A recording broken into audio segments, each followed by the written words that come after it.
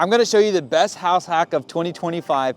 Make over $100,000 with only $30,000 or less by building a home just like this. In this video, I'm gonna break down one of the most profitable new construction strategies with the least amount of cash down if you're willing to live in this home as your primary residence. I'm Ruben the Builder. I've built hundreds of units using this strategy, teaching other people how to use this strategy, and I'm super excited to teach you today on exactly how it works, what's required, and what it looks like to actually go through this entire process start to finish. Okay, so let's get into it. One of the very first things that you're going to need when getting into the construction to perm loan product for your primary residence is going to be a pre-approval. In the construction to perm loan product, it's very, very similar to a regular mortgage. In other words, what the lender is going to do is they're going to pre-approve you for how much you can spend. So they're most likely going to multiply your income by a 43% debt to income ratio, DTI. What is 43% DTI? Well, really simply put, let's just say you make $100,000 a year. They're gonna multiply that by 43%. You're gonna end up with $43,000. What does this $43,000 mean? The numbers are very round and simple right now, so whatever your income is, multiplied by 43%, whatever that number comes out to be, that is going to be the maximum number of payments that you're able to be approved for to pay per year and still qualify for a mortgage. If you have additional expenses here, in other words, let's just say you have a student loan, let's just say you have a car payment, let's just say you have credit card payments, all of these get subtracted from this $43,000 and it reduces your mortgage pre-approval. Let's just say that we reduced all of these different things and we're left with $36,000. Okay? What we're going to do then is get this $36,000 of approved payments.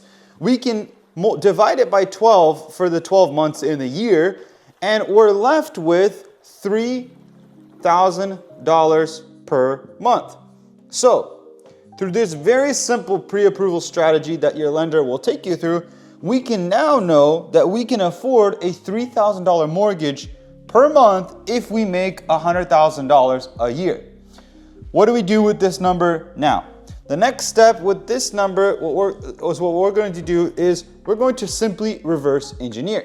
What does that look like? Go into Google, type in mortgage calculator. You can also type in how much of a mortgage can I be pre-approved for with $3,000. If you're liking what you're seeing right now and you want a detailed 7-step process on exactly how I built this duplex, click that top pinned comment below or click the link in my bio or link in this video description and you can download my free PDF on exactly how I do this. I put so much thought and energy into it. I think it's over 10 pages long and I think you'll find a lot of value in it. So click that link below, get that free PDF, and you'll be on your way to build one of these duplexes. After visiting probably 5 or 6 different websites, they're all honestly absolute trash. The best one that I found that's very clean and simple and works is NerdWallet. So I'll drop that link in the description below. After messing with the numbers a little bit, I kind of had to guess on the home price, but I ended up at a $400,000 pre-approval number. This is at 5% down, which is going to be roughly $20,000 down payment. You're also going to need to plan for closing costs. So that's going to look like, title fees, escrow fees, anything like that. We're going to do a 2% number for that. That's going to be an additional $8,000. I don't want to sound smart, but I had to prop that into the calculator ahead of time. So don't kick yourself for not knowing that math. You don't have to be a genius to do this strategy. So a total of $28,000 down, I can build this $400,000 house. Now, here's where it gets fun. This house on the open market wouldn't sell for $400,000.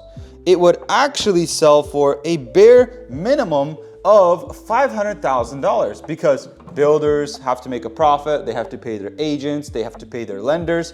And so bare minimum, this home would be $500,000. Well, let's run that exact same numbers inside of a calculator just for fun. And honestly, I think you would sell for more than 500, probably around 525 at least. Let's just run for, just out of curiosity, this scenario and see what happens here. So at a $500,000 purchase price, 5% down, same interest rate, what happens here?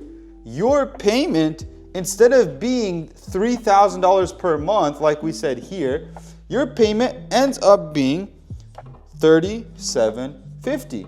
So by building your own house, not only are you getting a $750 less of a payment, but you're also getting a brand new home that you designed the way that you want it. Let's just type in $525,000 for fun. Look at the difference, guys. It's massive. $3,939.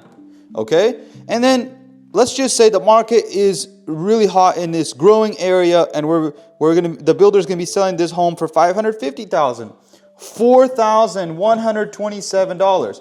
You tell me, the same house for $3,000 or pay $4,127 for a home that's $525,000 that cost the builder $400,000 to build. Guys, this strategy is absolutely incredible. Imagine your neighbor is moving in with a $4,127 per month payment, and you have an instant $125,000 of equity. You can pull a HELOC if you wanted to, and you have a $1,000 less payment per month. This strategy is absolutely incredible. So we've talked about your pre-approval. We talked about the benefits of what it looks like to get into a construction to perm, owner builder. Even if you hired a GC for a 10% fee to build this home for you, what is that next step? Well, now that we have our pre-approval, now that we know what we can spend on the construction to loan product, we know the rough numbers of what this home is worth, okay? Let's start getting into the numbers and finding the land. That's gonna be the second step. Okay, so step number 2 is going to be finding the land. What do we do to find the land, and where do we start? Number 2 is going to be start with your ABV. What is ABV? After build value. So we talked about the values of the home being roughly $525,000. We grab that number, okay, and we multiply it by 20%. What does that tell us? That tells us what we can pay for the land. That's all that this number does. We get the final build value, and we know what we can pay for the land. In this situation, the number ends up being $105,000. Now we know what to look for our land. This land needs to be worth $105,000 in order for us to make this deal make sense and have that instant equity the day that we move in. This land needs to have sewer, water, electricity at the lot, or at least very close to the lot, and the zoning needs to match for you to be able to build what you want on it. So single family zoning, duplex zoning, it needs to be multi-family zoning if you want to build a fourplex. With the construction to perm loan product, you can build up to a 4-unit, live in one, rent out the other 3, and you can cover your mortgage and get pre-approved for a higher loan amount because they will count the rental income of the 3 and add it to your income, so you can get a higher pre-approval if you wanted to build multi-family, all with 5% down. Absolutely incredible. All right, so when we go into sewer, water, and electricity, how do we find it? What I want you to do is, once you found that lot, you go on Redfin or Zillow, you type in filters, land for sale in your area, you found a lot, and now you're trying to figure out, does it have sewer, water, and electricity? All I want you to do is type in on Google, your county, like this. So if your county is Clark County, if you are on the East Coast in Asheville, Buncombe County, your county, comma, GIS. Those 3 magical letters stand for Geographical Informational System. This will pull up a map of your city you're going to want to type in the address of this lot or type in a house next door to this lot to make things simple. And it's gonna pull it up, and what you wanna do is click on that parcel, okay? Click on that parcel, whatever it looks like, and you wanna turn on layers. There's usually a button, depending on the system. A lot of the counties across the nation use very similar systems. Some of them are called ArcGIS. I've noticed in the top right corner, there is a layers button, and you can turn on the sewer layer, water layer, electricity layer, utilities layers, zoning layers, and now you can figure out, is there sewer nearby? Is there water nearby? Electricity, oftentimes you'll need to reach out directly to the power company. I haven't had too many issues with electricity. I've even had properties where there's electricity 300, 400, 500 feet away, and that cost is usually around $10,000 to get power to the property. The biggest one is gonna be sewer and water. If you have city sewer available, wonderful. What will it cost to get a lateral to the main? You need to find that out. It's gonna be usually $5,000 to $10,000, depending on how far it is. And then a water meter, depending on your area, is anywhere from $2,000 to $5,000 for a water meter. So just so you know those costs. These costs need to already be included in the 105 for all of this to make sense. Same with the electricity. We're gonna put 5K here. If you have overhead power, it's cheaper. If you have underground power, you'll need to go underground, usually into a transformer and then into a J-box. The power company will be able to tell you this. Okay, so zoning is pretty simple. What you wanna make sure, you could turn on layers for zoning, but what you really wanna make sure is you wanna find the zoning. Typically it says something like, R30-5.5, something like that.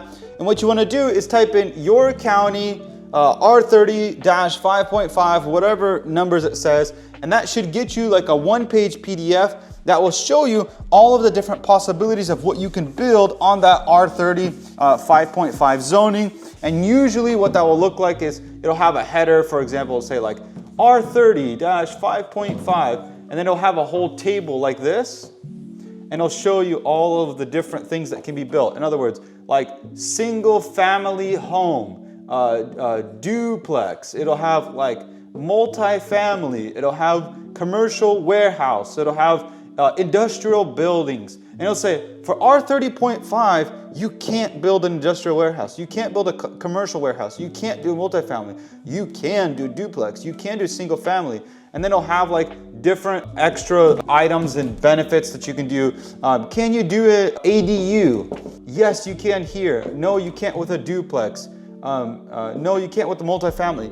And that's how you'll figure out the zoning and what's allowed. Oftentimes lately, what I've been doing is I've been uploading this one-page sheet into ChatGPT, doing a screenshot of that GIS map, and I'll be like, can you help me understand what I can build here? Another really good way to figure out zoning that's really, really simple is you can check next to the lot what's being built by other builders. It's really simple. If duplexes are being built around the lot, then you're pretty safe to assume that you can also build a duplex. If there are fourplexes or only single family houses, then you have a pretty good idea of what can be built. So once you've found the lot, you verified that you have sewer, utilities, water, electricity, the zoning is proper, your next step is going to be to find a builder. So the type of builder that you're looking for is going to be a spec builder. In other words, spec stands for speculation. In other words, they build houses and they speculate that they're going to sell them for a profit on the open market or the MLS or Redfin or Zillow or whatever you want to call it. How do you find these types of builders? One of the biggest comments that I get from people is like, oh my gosh, how can you find a builder that builds at 10% cost plus? Wow, this market is crazy. 10% cost plus. Well, it's actually really simple. You start by looking at sold listings on the MLS, on Redfin, on Zillow, filter out new construction properties, and then right underneath the photo of that Redfin listing, for example, you're gonna see listed by. There will be a name right here, and there'll be a phone number usually right below that. call this phone number, pick up the phone and say, hey, I see that 123 Main Street was built and sold on X date. Would you be able to share the builder's contact information with me? I'm looking to get a property built just like this. The listing agent would be like, oh yeah, not a problem, I'd love to. Are you looking to build a house too? Yeah, I actually am. If you help me find a lot, by the way, I would pay you a list back. What does that mean? When the agent finds you a lot, right, they get paid a commission, let's just say a total of 5%, it would be less probably. 5% on a $100,000 lot is only going to be very, very, very little. That's going to be $5,000, right? But 5% on a $525,000 house that you're going to sell is going to be, I already forgot the number. Is going to be a rough $26,000 of realtor commissions. So they're really motivated to not only help you find a lot, get paid $5,000, but also sell the home for you when you're ready to sell it, and you pay them $26,000. They're motivated.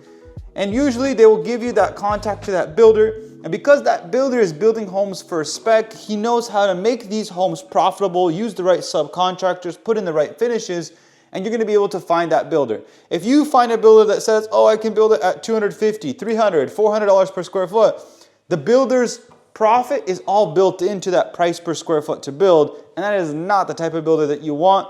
He makes his money by building houses, and he makes his profit by marking up every single sub. When you find this builder, your goal is to be roughly around the $100 to maximum, I would say, $200 per square foot price point.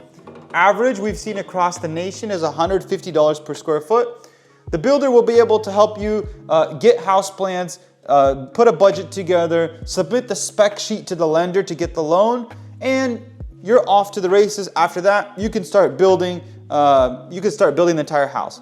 Guys, I have a more detailed 7-step process on how exactly I do this with all the tiny little nuances. If you download my free PDF, it's the top pinned comment. Download my free PDF and get all of this in detail sent straight to you, and you'll find out exactly how I do this. Hopefully this was helpful to you. Like, share, subscribe, comment below on what exactly you guys want to see from us. We've done a few whiteboard videos. You guys have liked them a lot. And so here we are doing more whiteboard videos. So comment below, like, share, subscribe. It helps us out a ton. I really appreciate you. Thank you so much. Till next time.